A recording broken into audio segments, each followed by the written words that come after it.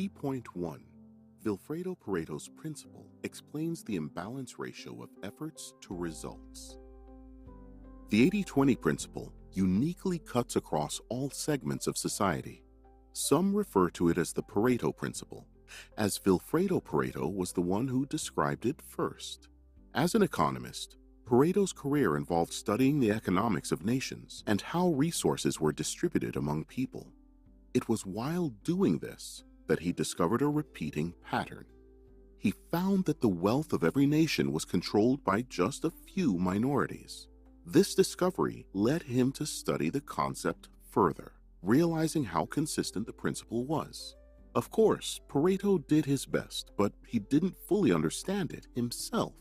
Other people after him chanced upon the principle in their study, most of them without even consulting Pareto's materials. The works of these economists and researchers have helped develop the principle into what it is today. Individuals who understand the 80-20 concept have been using it to maximize personal and corporate productivity. It's your turn to do so now. Before we proceed, what exactly does the 80-20 principle mean? Simply put, a minority of efforts accounts for most of the output. In other words, only a few things are responsible for the vast results we see around us. Just as only a few people control most of the world's wealth, only a few students come out top of their class. If you take the time to observe, you'll see the Pareto principle. There is an imbalance in life. Causes and effects are not always, if ever, in the 50-50 ratio. The 80-20 principle doesn't necessarily imply that 80% of results come from 20% of actions. The percentages are not always consistent. What's consistent is that a few steps are essential in the whole scheme of things. Understanding this will help you prioritize the things that matter. What will the company do to make more sales when a fifth of its customers make the most purchases? A reasonable approach is to find creative ways to satisfy the 20% that matter. They could also develop new strategies to market the bottom 80%, but they won't know all these if they don't take the time to see how the 80-20 phenomenon applies to their organization.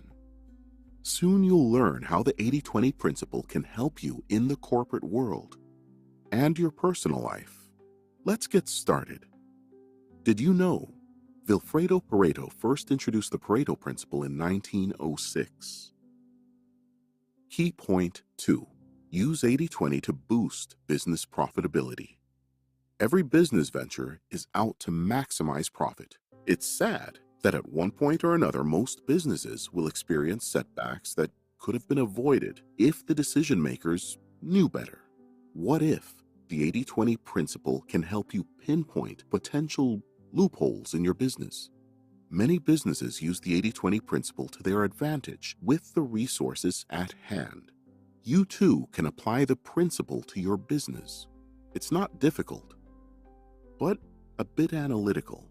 Here's a simplified way to go about it.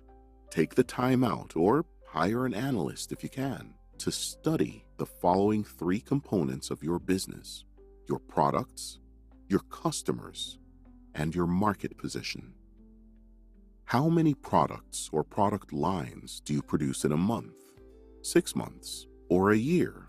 Choose the most reliable stats, and what are the sales and profit for these products. You will understand what customers patronize you the most and how often, as well as those who do not contribute significantly to your sales. You will likely find an imbalance. Only a few % of your customers contribute to the bulk of your business profit. Go deeper to understand the reason for the trend. Is it that the top 20% of customers have more capital than others? Why do your products not appeal much to the bottom 80%? Is it a cost problem or something else? Note all these down. Your market share is determined by the number of people who love and consistently patronize your products. So, the above analysis should reveal your position in the market. Now, what are the creative ways to maximize your products, boost sales, and increase profits? One great way to do this is to focus on serving the top 20% and make efforts to reduce losses coming from the bottom 80%. It's also a great idea to study your competitors, understand if you have the same product line, and if their market is moving. Things that matter most must never be at the mercy of things that matter least. Richard Koch. You may be producing the same products, but your competitors are more valuable in the eyes of the people. Understand why and what you can do to grab a better market share. Key point 3. Learning about your top customers will help you multiply sales. There is a reason your customers or clients are patronizing you and not your competitors. If you find out why and make these things work in their favor by pleasing them, your business will continue to enjoy growth. After discovering this top 20%, your job is to figure out a way to keep them glued to your business. You should consider expanding your market share in the future. There's absolutely nothing wrong with doing that. But don't lose sight of your existing market. Knowing your top customers should also influence your marketing strategy and the quality of business decisions you make from time to time. Target your marketing at the top 20%, and you won't need to bother much about the marketing resources you put in, because you know your efforts will surely pay off. Sales is like the twin brother of marketing. One can't function without the other. As such, make it a point to encourage peak performance among your sales force. Any business with a weak sales force will eventually crash, no matter how good the products or services are. You can also apply the 80-20 rule to your sales team. Research shows that less than 50% of the sales team in a company accounts for most of the sales. Identify this minority in your sales force, and don't joke with them. You can even figure out what the most performing salespeople in your business have in common and use this to set standards for the rest of the sales team. It may be a specific strategy that works well, or they may have a soft skill like communication and persuasion. Could these skills be taught to the underperforming majority?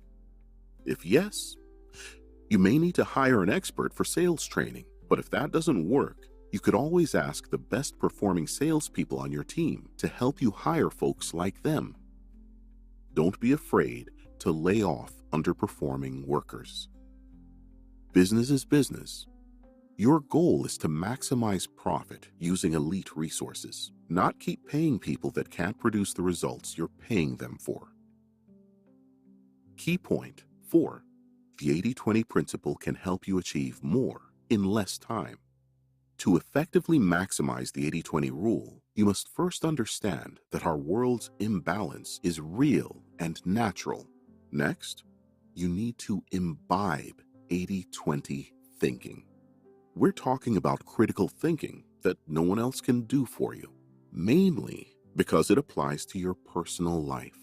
No one knows your personal life as much as you do. You can't even explain it to a coach perfectly, such that they know exactly what's going on with you. Hence, 80-20 thinking is a personal thing. It's a relatively easy thing to do, though. The 80-20 thinking for practical time usage is about brainstorming creative ways to leverage time. Approximately 80% of our results come from 20% of the time. Ask the most productive people, and they'll tell you.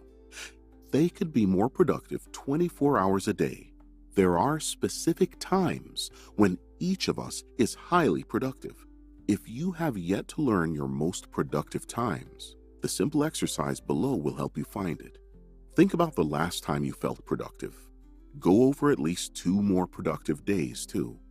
This is just so that the conclusion you arrive at can be certain to work predictably. After identifying 3 productive days in the past, the next step is to find why and when you were productive on those days. Did you work at night? In the early hours of the day, what happened the day before that could have contributed to your productivity? How did you handle distractions on those days? Document your thoughts. Use recurring points as pointers to your productivity. Reflect on your most productive days. Figure out what you did differently. and do it again the next day. You can also use a similar exercise to improve your happiness level. Richard Koch recommends having 2 blank sheets of paper. Label them Happiness and Achievement Islands, respectively. On the first piece, labeled Happiness Island, identify the things that made you happy on such happy occasions. Do the same for the Achievement Island. It may be a mental activity, as you may have to do some deep thinking, but it's all okay because you will find gems that will become your productivity tools. A word of caution. As you carry out this exercise, try as much as possible not to blame others for making you unhappy or unproductive. Blaming people won't help you make progress. Key point 5. When it comes to relationships, choose quality over quantity. We can't do without relationships. Life isn't meant to be lived in isolation, so we would always need people by our sides. It's pride to say you don't need anyone. Learn from nature. You were born into this world by your parents. You most likely have siblings and grew up having childhood friends, even when you didn't know anything about life. That's proof that we need people. One important thing you should know about relationships is that they influence who you become. The common saying is true. You become like the people you hang around. If your friends are all millionaires, it will only take time before you become one. Similarly, if they're all broke, you'll end up like them if you don't do anything about it. Choose your relationships wisely. You can't choose your family members, but you have the power to choose every other person you hang around. It's in your power to choose your significant other, best friends, professional allies, neighbors, and so on. Make it count. You might be wondering how 80/20 applies to relationships. Here's how. Study upon study has shown that we have limited space for close relationships. You can be friends with as many people as you want, but you can only be close friends with very few people. These few people account for 20% or so of your overall relationships, but they make for more or less 80% of the value you get from relationships. For example, most people fall in love only once in a lifetime and have 2 childhood friends and 2 adult friends. The trend continues even in professional relationships. People may look up to tens of seniors, but only 1 to 3 will truly be their mentors. It is just how we're wired. Since we have limited capacities for close and meaningful relationships, wisdom demands that you fill your spaces. Take time to vet people. Since we have limited capacities for close and meaningful relationships, wisdom demands that you don't rush to fill your spaces. Take time to vet people. Aside from choosing your significant other and best friends, Robert recommends developing 6 or 7 professional relationships as follows. 1 or 2 with someone you admire. Up to 3 relationships with reliable peers. 1 or 2 relationships with mentees you'll pour your life into. For every relationship you form, 5 attributes determine if the relationship will work or not. They include mutual enjoyment of each other's company, respect, shared experience, reciprocity, and trust. Key point 6. Yes, you can live the lifestyle you've always dreamed of. For most people, certain lifestyles remain a dream that will never come true. The main reason for this is that most such people have limiting beliefs that keep them stuck in lifestyles they don't like. They hate their work. They don't like their relationships. Their bank account is nothing to write home about, but they can't seem to do anything to change their situation. Another set of people similar to these are those that don't even know what they want out of life. These people go through the motions, taking whatever life throws at them. Don't feel bad if you belong to any of these categories, but understand that you can have the life that you desire for yourself. To live the life of your dreams, you need to know exactly what it looks like. Pick a pen and paper, or use a digital notepad to write down everything you want out of your life. Make a list, as exhaustive as possible. Next, who do you know that is living such a life? What did they do to get there? And what are they doing that you're not? Success always has a blueprint. It's hard to discuss success and having it all without discussing careers. The reality is most, if not all of us, will have to work, at least as adults, and it's not wrong to work. What's terrible is fitting square pegs into round holes saved for rainy days. Then, quit. Don't be stuck in a career you don't like without an escape plan. As important as work and career are, it's still important that you have a balanced life. You should be happy on all fronts. If you're not, it shows that something is missing, and you may need to apply 80-20 thinking to bring balance to your life. If you're making progress at work but failing maritally, then you need to address that quickly. If it's your health that's suffering, pause and focus on it. The point is, don't live a lopsided life. Let each area of your life be healthy. That's how to be a happy person truly. And if it's possible for others, it's also possible for you. Those who seize the day become seriously rich. Richard Koch. Conclusion. The 80-20 principle advocates focusing on the top 20% that brings the most results while neglecting or paying less attention to the bottom 80%. Doing this will not cause the bottom 80% to be entirely ignored. The 80-20 principle is nature's way of balancing itself. What you neglect at the bottom 80% is the top 20% for other people. So, you ignoring it means allowing someone else to maximize their life and business. For example, suppose you're a business owner and focus on investing more in the few workers that bring in most of the profits. In that case, you might eventually lay off some workers who aren't productive in your company.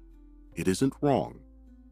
It will profit both of you because those laid off workers might later realize that they aren't made for the role they took in your company. In turn, this may lead them to self-discovery.